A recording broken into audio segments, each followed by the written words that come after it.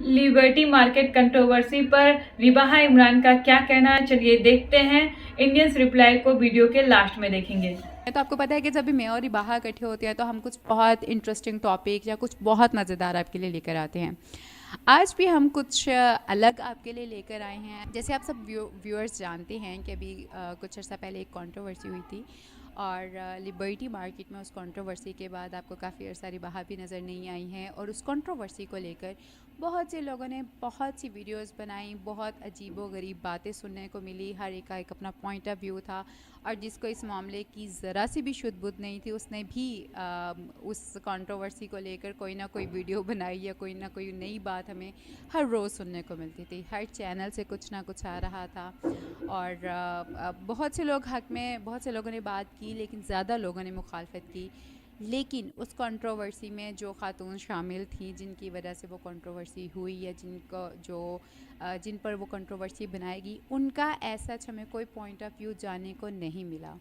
और ऑब्वियसली मैं बहुत क्यूरियस हूँ और जितने भी व्यूअर्स हैं रिबाहा वो बहुत क्यूरियस हैं ये जानने के लिए कि वो बेसिकली कंट्रोवर्सी थी क्या और उसके बाद आप 1 महीना आप मौजूद नहीं थी यूट्यूब पर, तो उस 1 महीने में आपके साथ क्या हुआ और आप अपने आप को सेफ़ महसूस करती हैं या नहीं करती या क्या मामलात रहे, आज हम आपसे ये जानना चाहेंगे। तो क्या आप हमें बताएंगी? जी मारिया, मैं ज़रूर बताऊँगी। सबसे पहले तो मैं ये बताऊँ कि अल्हम्दुलिल्लाह मैं बिल्कुल सेफ़ हूँ और मैं बिल्कुल ठीक हूँ और अल्लाह का शुक्र है कि मैं बिल्कुल ठीक हूँ। तो बात ये है कि कंट्रोवर्सी की बात करें तो वाक़ई ही 1 महीना जो है वो बहुत ज़्यादा मुश्किल था मेरे लिए और मेरी फ़ैमिली के लिए बहुत मुश्किल था। कंट्रोवर्सी ये चली कि मैं जैसे अमूमन जाती हूँ रिकॉर्डिंग करने के लिए और रिकॉर्डिंग करती हूँ, अकेली कभी चली जाती हूँ। मोस्टली होता है कि अकेली ही जाती हूँ, कैमरामैन भी खुद हूँ, मोबाइल पर ट्राइपॉड लगाया जनाब और फ्रंट कैम ऑन वन किया। मैन आर्मी है आप। इवन कि अब तो फ्रंट कैम की भी वो आदत नहीं रही थी, अब तो बैक कैम ऑन करती थी तो पता होता था कि भाई मुझे पता है कि एंगल ठीक है और मैं कर लूँगी इसको कवर। तो मतलब कर लेती थी, कैमरामैन भी नहीं रखा था, लेकिन मोस्टली होता था भाई मेरे साथ चला जाता था मेरा।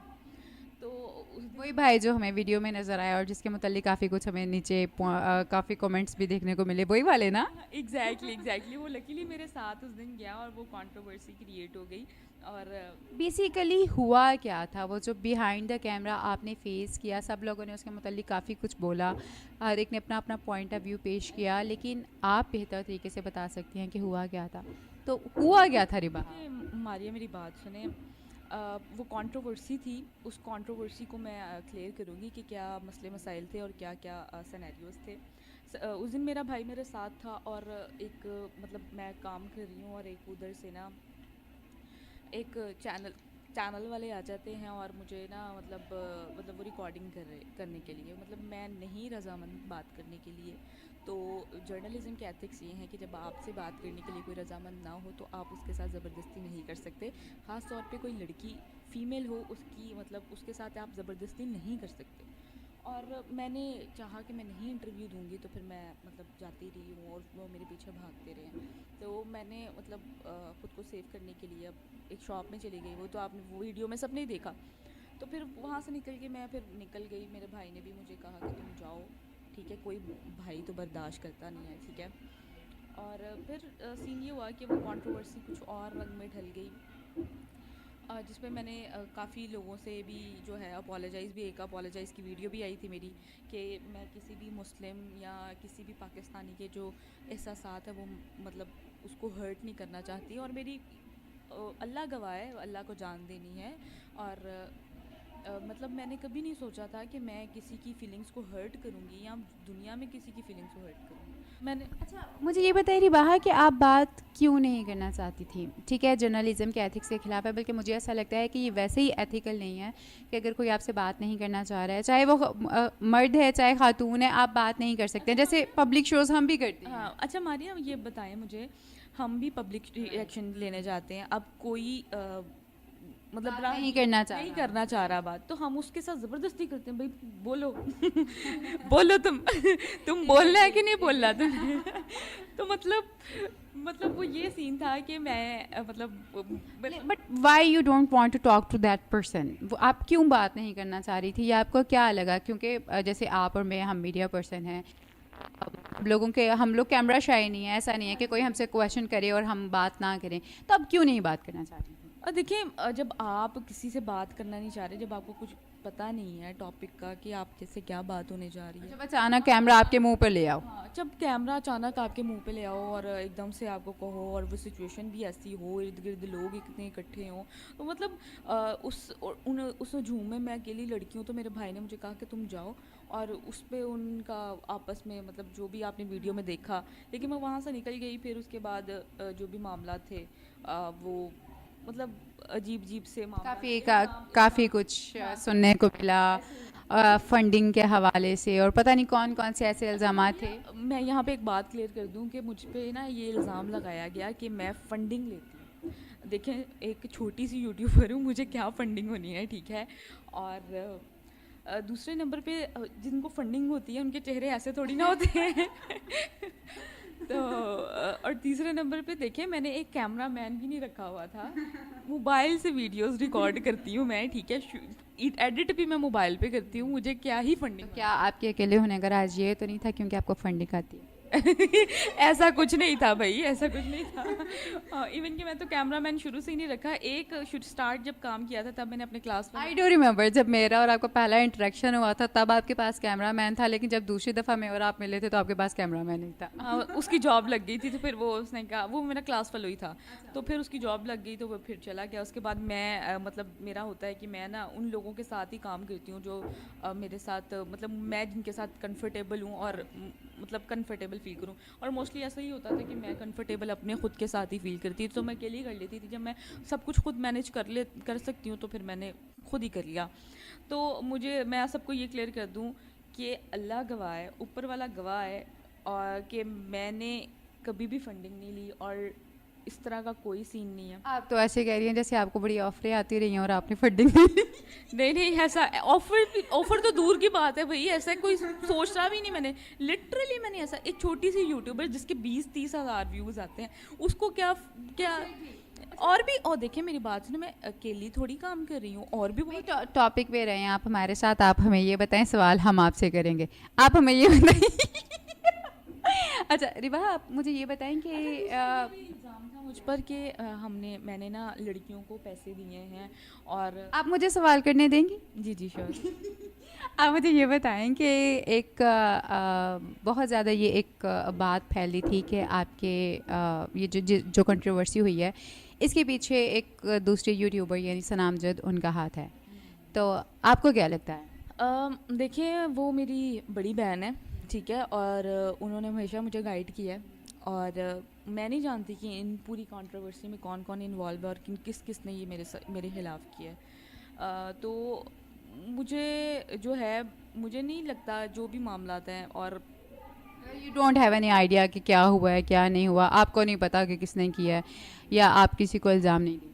नहीं, मैं किसी को भी इल्ज़ाम नहीं देती, मैं किसी को भी ब्लेम नहीं करती, बल्कि उन्होंने हमेशा मुझे गाइड किया बड़ी बहनों की तरह। और मैं इस तरह जो हूँ, ऐवी बात कहूँ, वो मतलब मुझे खुद भी नहीं आइडिया कि हुआ क्या आखिर।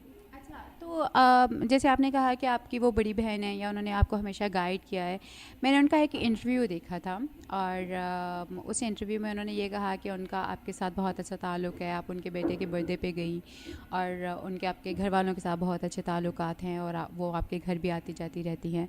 लेकिन जैसे ही उन्होंने ये बात कही तो उसके बाद उन्होंने आपके ख़िलाफ़ काफ़ी कुछ बोलना शुरू किया, काफ़ी इल्ज़ामात आप पर लगाए, आप यूँ करती हैं, आप वो करती हैं, आपने ये कर दिया, आपने वो कर दिया, आपने ऐसा किया, आपने वैसा किया। उन्होंने काफ़ी कुछ बोला और काफ़ी सख्त लहजे में आपके हवाले से बात की। तो अगर आपकी वो बड़ी बहन है, आपको सपोर्ट करती हैं, तो उन्होंने ऐसा क्यों किया? आपको आपके ज़हन में कुछ तो आता होगा, शायद आपकी नज़रों से भी वो इंटरव्यू गुज़रा हो, तो आपको क्या लगता है देखिए उनका इस तरह से बात करने का क्या उनके पीछे क्या रीज़न थी? देखिए, उन्होंने जो भी कहा वो उनका पॉइंट ऑफ व्यू, और मैंने मतलब उन्होंने मुझे बहुत गाइड किया है, ये इस बात से मैं डिनाई नहीं करती। और वल्ला मैं नहीं जानती कि इस कंट्रोवर्सी में और कौन कौन शामिल है, ऊपर वाला बेहतर जानता है, और वो बेहतर इंसाफ करने वाला है। एक जब ये कंट्रोवर्सी सारी हुई तो बहुत से यूट्यूब चैनल्स ने आपके ख़िलाफ़ आपके हक़ में वीडियोस बनाई। वैसे हक़ में मैंने टू बी वेरी ऑनेस्ट बहुत कम वीडियोस देखी हैं, ज़्यादातर मैंने आपके ख़िलाफ़ ही वीडियोस देखी हैं, और हर एक ने आपके ख़िलाफ़ कुछ ना कुछ बना के डाला। और जहाँ पर ये सारी बातें हुई वहाँ पर एक बात जो सुनने को मिली वो ये थी कि आप शायद लोगों को पैसे देकर, और ख़ास तौर पर लड़कियों को पैसे देकर आप उनको अपनी वीडियो में लेकर आती हैं और आप उनसे अपनी मर्ज़ी का जवाब कहलवाती हैं। इस बात में किस हद तक सच्चाई है? मारिया, मुझे ये बताएं, आपने मेरे चैनल पे काम किया, मैंने आज तक आपको पैसे दिए हैं कोई?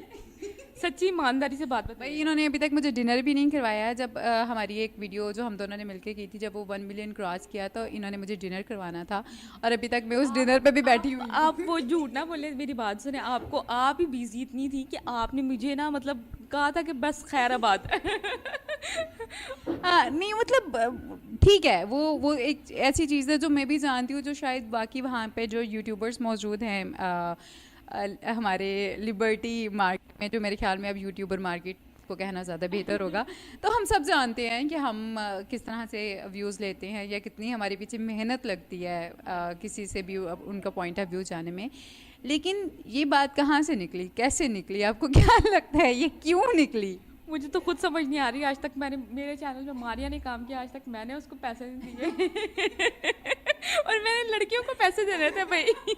भाई ऐसी बात नहीं है। और देखें, मैं एहतराम करती हूँ, मैं ख़ुद मुस्लिम लड़की हूँ, और मुझे हर इंसान को अपने मज़हब से बहुत मोहब्बत होती है, और मुझे भी उसी तरह अपने मज़हब से बहुत मोहब्बत है।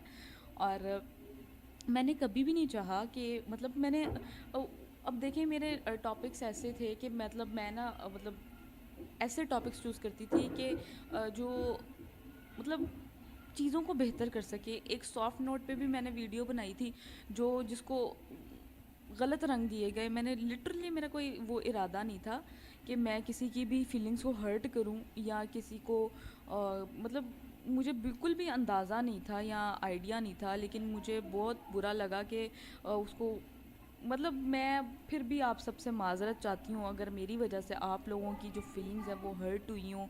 और मैंने सोशल इश्यूज़ पे काम करने की कोशिश की ताकि हम उन चीज़ों को इम्प्रूव कर सकें। और मैं अपने वतन से बहुत मोहब्बत करती हूँ, और मुझे अपने वतन से वाकई ही बहुत मोहब्बत है, और मैंने कभी भी नहीं चाहा कि मैं थोड़े से सॉफ्ट नोट पे आते हैं। मुझे ये बताएं, आपने ले लिया एमफिल में एडमिशन, राइट? हाँ जी, बिल्कुल। तो मतलब तो ये जो आप वीडियोस अब बाहर जाकर नहीं कर रही हैं, क्योंकि आपका एक जॉनर था कि आप पब्लिक वीडियोस करती थी, पब्लिक रिव्यूज़ लेती थी। अब आप आ गई हैं घर पे, और 1 महीने पहले आप गायब रही, उसके बाद अब आपने घर से वीडियोस बनाना शुरू कर दिया। तो इसके पीछे कौन सी वजूहात हैं? ज़रा लोग वो जानना चाहते हैं कि क्यों आप बाहर क्यों नहीं निकल रही हैं, कि आपकी जान को कोई ख़तरा है, या आपको लगता है आप बाहर निकलेंगी तो आपका कोई नुकसान हो जाएगा, या क्यों घर से क्यों काम करें? मेरी बात सुने। मैंने ना पब्लिक रिएक्शन शो किए हैं 2 साल, ठीक है। मेरा जो एक्सपीरियंस रहा अल्हम्दुलिल्लाह बहुत अच्छा रहा, ठीक है। और मैंने काफ़ी चीज़ें लर्न की, लेकिन अब क्या, मुझे पूरी ज़िंदगी मैंने रोड शो पे ही रहना है। अब चूँकि मैंने एमफिल पे में एडमिशन ले लिया है, ठीक है।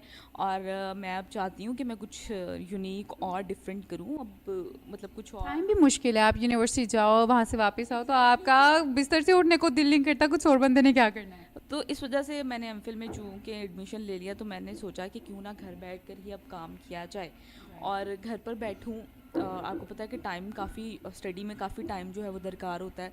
उसके साथ साथ अपने चैनल को कंटिन्यू करना, पब्लिक रिएक्शन शो ख़ास तौर पे। तो मैं चाह रही थी कि मैं कुछ डिफरेंट सोशल इश्यूज़ पे काम करूं, और इंशाल्लाह मैं अब जो है न्यू अच्छा कंटेंट लेकर आऊँगी।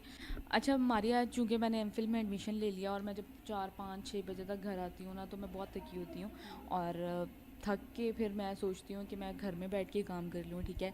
और मैं कुछ यूनिक भी करना चाहती हूँ। 2 साल मैंने एक्सपीरियंस कर लिया है, मतलब काफ़ी मतलब मुझे लर्निंग मिली है कि मतलब मार्केट में कैसे काम करना है, और किस तरह लोगों के पॉइंट ऑफ व्यू मतलब जानने हैं, और किस तरह लोगों को इंगेज करना है, लोगों से बात किस तरह करनी है। मतलब मुझे बड़ा अच्छा मेरा एक एक्सपीरियंस रहा है 2 साल का, अल्हम्दुलिल्लाह। अब मैं चाहती हूँ कि मैं न्यू थिंग्स लेकर आऊँ, न्यू चीज़ें लेकर आऊँ, और ऑल्दो इस पे ज़्यादा जो है ना मेहनत लगती है, रिसर्च में बहुत मेहनत लगती है। बहुत मेहनत लगती है, लेकिन फिर भी मैं अल्हम्दुलिल्लाह अल्हम्दुलिल्लाह जो मैंने न्यू स्टार्ट किया है, मुझे मेरी उम्मीद नहीं थी। और वो कहते हैं ना, ऊपर वाला जब नवाजने पे आता है तो आपको नवाज देता है। और इज्जत, अच्छा रिस्पांस मिल रहा है इसमें। हाँ, इज्जत और ज़िल्लत देने वाली ज़ात तो ऊपर वाले की है। प्लान्स क्या हैं आगे, आगे क्या क्या कुछ करना चाह रही हैं? प्लान्स एमफिल कंप्लीट करके इंशाल्लाह, और एमफिल कंप्लीट करके आगे मैं अपनी जो है यूट्यूब कंटिन्यू करूँगी। आगे देखते हैं कि किस्मत कहाँ ले जाती है। अच्छा मुझे ये बताएं कि ये जो एक एक कंट्रोवर्सी हुई उसके बाद काफ़ी कुछ आपको इधर उधर से सुनने को भी मिला होगा, क्योंकि बाजू का आता ऐसा होता है कि जब कोई ऐसा वाक़या निकलता है या कोई वीडियो वायरल होती है और अगर वो नेगेटिव वे में वायरल उसको किया जाता है, तो आपके जो इर्द गिर्द लोग मौजूद होते हैं, आपके दोस्त अहबाब या आपके वो जो यूट्यूबर्स फैलो या आपके घर वाले, आपके रिश्तेदार, उनकी तरफ से मिला जुला एक रिस्पॉन्स आता है। कुछ लोग आपको सपोर्ट करते हैं, कुछ लोग आपको उस तरह से सपोर्ट नहीं करते हैं। तो आपने इन चीज़ों को यकीनी तौर पर फेस किया होगा। आपको कितनी सपोर्ट मिली, कितने परसेंट सपोर्ट मिली, कैसा लोगों का रिएक्शन रहा, क्या रहा?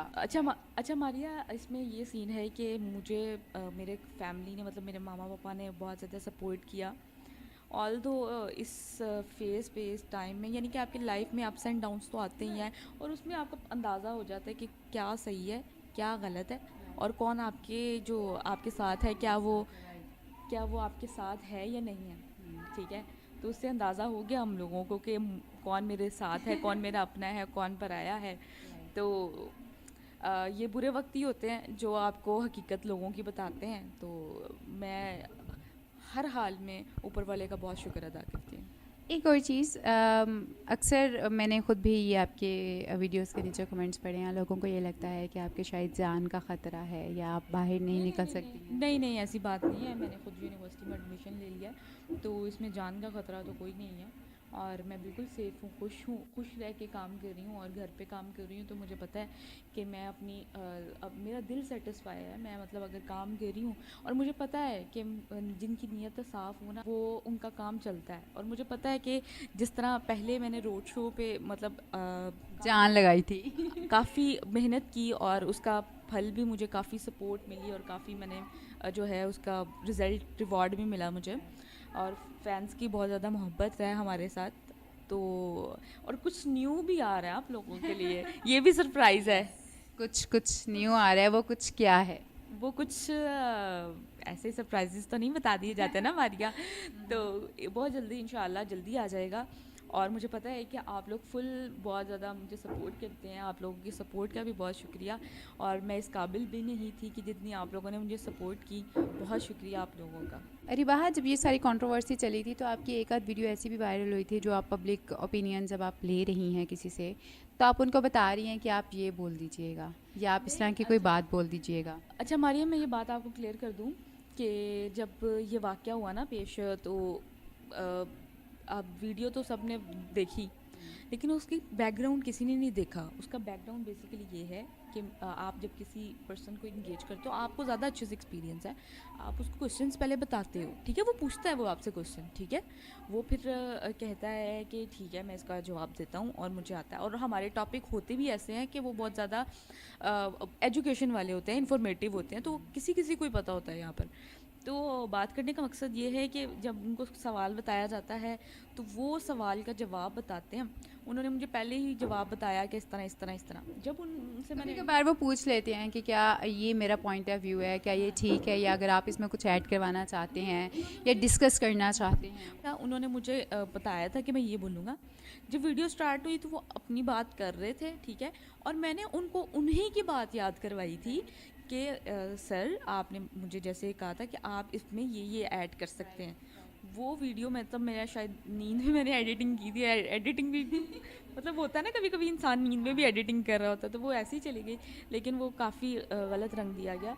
तो मैं सबको ये क्लियर करना चाहती हूँ कि वो उन्होंने पहले मुझसे ये बात डिस्कस की थी, और उनको मैं उनकी बात याद करवा रही थी कि आप यूक्रेन की वजह से मतलब वर्ल्ड वॉर ये वो जो भी वायरल हुआ, तो मतलब ये सारी बात थी। लेकिन वो आप समझ रहे हैं कि शायद ये स्क्रिप्टेड है, ये है वो है, मतलब इस तरह का ऐसा कुछ नहीं है।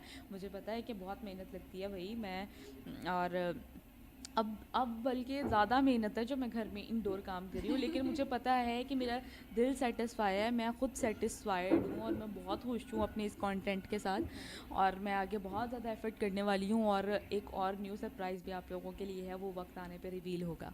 अच्छा रिबाहा, आज का बेसिकली आपसे बात करने का मकसद ये था कि जो लोगों के दिल में कुछ सवाल ऐसे हैं, क्योंकि उन्होंने जितना भी वाक़या, ये जो भी वाक़या हुआ था, ये उन्होंने दूसरों की नज़रों से ज़्यादा देखा है।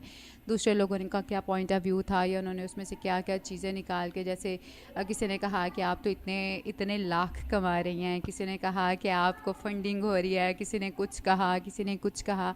तो बेसिकली हम आपका पॉइंट ऑफ व्यू जानना चाह रहे थे कि बेसिकली हुआ क्या है और आप इस सारे सिनेरियो को किस तरह से देख रही हैं। उसमें एक सवाल जो पहले भी मैं आपसे पूछ चुकी हूँ, लेकिन मैं चाहती हूँ कि आप उसको थोड़ा सा अगर मज़ीद क्लैरिफाई कर दें कि ये जो चीज़ आई है कि जो एक महीना आप गायब रही हैं, और उसके बाद ये था कि सबको ये लग रहा था कि शायद आप बैन हो गई हैं, या आपके साथ कुछ मसले मसाइल चल रहे हैं, या इस एक महीने में जैसे आपने भी अभी कहा कि आप डिप्रेशन में रही थी। तो ये क्या सिर्फ डिप्रेशन था, या आपको इससे टेंशन थी, या आपको लग रहा था कि आपके साथ अब कुछ गलत होगा? क्या फ़ील किया आपने? आप सेफ़ आपने अपने आप को महसूस किया, या आप डर में मुब्तला थीं? क्या था? अ, अगर 1 महीने का एक्सपीरियंस देखें, वो कहते हैं हार्ड टाइम ही आपको सिखाते हैं, ठीक है? और अगर किसी की सक्सेसफुल स्टोरी है ना, तो उसकी सक्सेसफुल स्टोरी सिर्फ देखने में चमकती नहीं है, उसके लिए बहुत एफर्ट करनी पड़ती है। अगर आप अरूज पे जा रहे हो तो आप पे ज़वाल भी आएगा, ठीक है? और आप अगर मतलब सक्सेसफुल हो रहे हो तो आप गिरोगे ज़रूर, और वो गिरना होगा अगर आप संभल जाओगे। और ये लिटरली, मतलब मैंने देखा है, जो एक्सपीरियंस किया है, आप वो बुरा वक्त बहुत स्ट्रॉन्ग बनाता है। और लिटरली वो वक्त जो है मतलब मेरे एक प्रोफेसर हैं, ठीक है? जब ये वाक़या हुआ तो उन्होंने मुझसे कांटेक्ट किया। बहुत अच्छे प्रोफेसर हैं मेरी यूनिवर्सिटी में मुझे पढ़ाते थे बल्कि, ठीक है? बीएस में पढ़ाते रहे हैं। मैं खुद चूँकि मीडिया की स्टूडेंट रही हूँ, और अब भी मैंने एमफिल स्टार्ट कर लिया। तो उन्होंने मुझसे कांटेक्ट किया, पुत्र जी की होया तो मैं नाम नहीं लूँगी उनका। तो उन्होंने मुझे कहा कि पुत्र जी क्यों है। मैंने उनको बताया कि सर ये हुआ।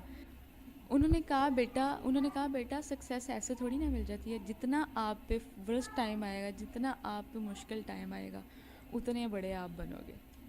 और ऐवी नहीं आपको मकाम मिल जाते, उसके लिए आपकी पूरी स्टोरी होती है। वो कहते हैं ना कि हर सक्सेसफुल आदमी की एक स्टोरी होती है, और स्टोरी के पीछे वो 5 डब्ल्यूज़ होते हैं। ये हमारी जर्नलिज्म में भी, जर्नलिज्म के एथिक्स में भी आता है कि 5 डब्ल्यू होते हैं, व्हेन, व्हाई, वेयर, हाँ, समथिंग व्हाई। तो हर स्टोरी का कब, कहाँ, क्यों, किधर। तो मेरे साथ भी कुछ यूं ही हुआ है कि भाई कब, कहाँ, किधर, क्यों, कैसे। अभी आप मुतमईन हैं, और अभी आप इजी हैं, और लाइफ स्मूथ चल रही है? मैं बहुत इजी हूँ, और अल्हम्दुलिल्लाह मैं बहुत खुश हूँ। और अब मैं न्यू इनोवेशंस चीज़ें लेकर आऊँगी। उम्मीद करती हूँ कि आप सपोर्ट करेंगे, और सपोर्ट मिल भी रही है, आप लोगों की तरफ से मोहब्बत मिल रही है। बहुत शुक्रिया आप लोगों का। चलें जी, अब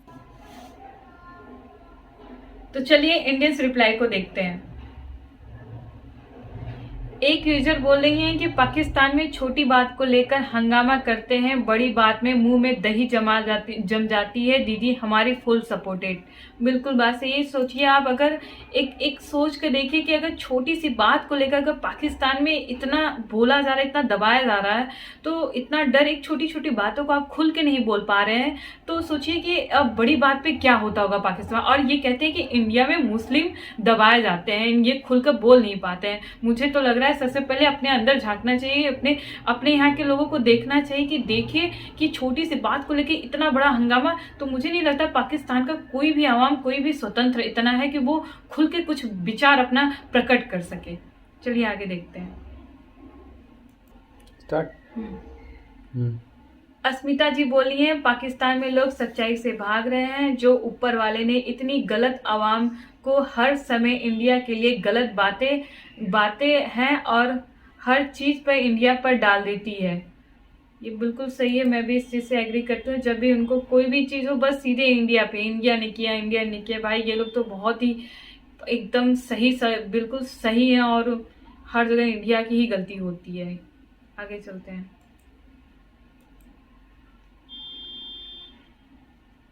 विक्रम विक्रम जी बोले, रिबाहा जी आपसे फिर मिलकर अच्छा लगा, आप अच्छा काम कर रही थी, इसे जारी रखिएगा, हमारी शुभकामनाएं आपके साथ है।